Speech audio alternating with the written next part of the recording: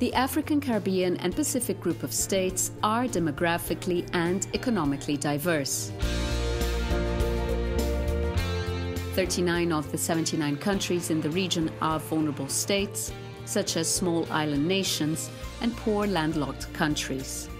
The three regions face significant challenges in the years to come as they aim to step up economic growth and move millions out of poverty and into productive activity.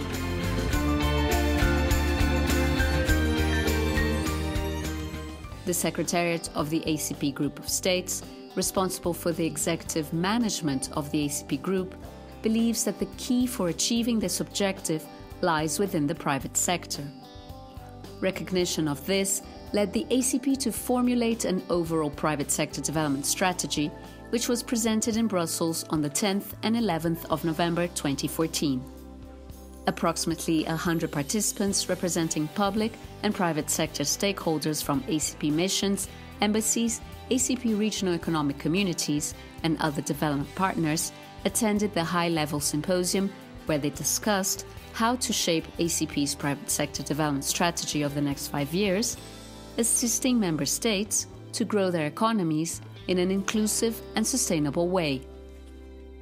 It is providing a platform for dialogue. We're hoping to be able to exchange views and ideas and thoughts going forward. We're hoping to learn from each other's experiences, and we're hoping finally to be able to agree to build consensus going forward about the strategies that we would agree to have in place. We are paving the way to facilitate cross-fertilization of initiatives, but at the same time to pave the way for improved intra-ACP trade and business, and also enable the private sector to play its role as an engine for poverty reduction and sustainable development in ACP countries and regions. Two consultants who conducted a consultation of stakeholders in ACP regions and capitals shared at the symposium their concrete recommendations on the operationalization of the private sector development strategy in ACP countries and regions. What will be new about this strategy is that the fact that the strategy will try and achieve transformational benefit, transformational impact for the ACP group of countries, for the countries and the region. There are several challenges. Amidst those that I can point to right now is a resource challenge. There's an implementation challenge where we need to move implementation closer to the ground, closer to the beneficiaries. There's an issue of capacitating a lot of the beneficiaries. We have a lot of informal actors in the private sector. We need to bring them into the formal sector, and we need to increase their skill and management levels so that they can participate more meaningfully in the private sector. Over 2 days, the participants discussed mechanisms to help stimulate the expansion of the private sector in ACP countries, all the while bearing in mind that this positive strategy must be adaptable to all regions. We are talking about 79 countries that are very diverse, and by definition, Africa is diverse. Southern Africa is diverse. So it would mean you have to adjust, you have to adapt. This is why one of the most interesting principles of this strategy is adaptability, meaning you are going to adapt the principle, the policies to a specific area by taking into account this culture, policies, government and governance. We have to face that ACP is a very large group of countries, very diversified, but I think the tone of that there are opportunities, that you should make them work, and that concrete action should be taken is the promising message I hear this morning. Participants voiced their recommendations on how micro, small and medium enterprises can drive economies, but also expressed their concerns regarding access to finance and the high interest rates that some institutions still charge. The debate this morning until now has been on the issue of access to finance, feasibility of ACP, and how ACP private sectors can be able to have access to future financing provided by the EU for their own private sector development needs.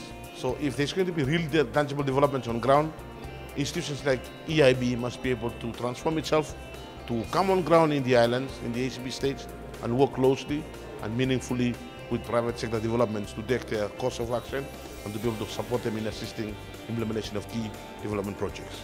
The major core constraint of the access to finance can be institutionally established through Act of Parliaments by the member countries, so that we have an institution that will be able to serve the microfinancing of MSC through a sustainable way, through ACP participation.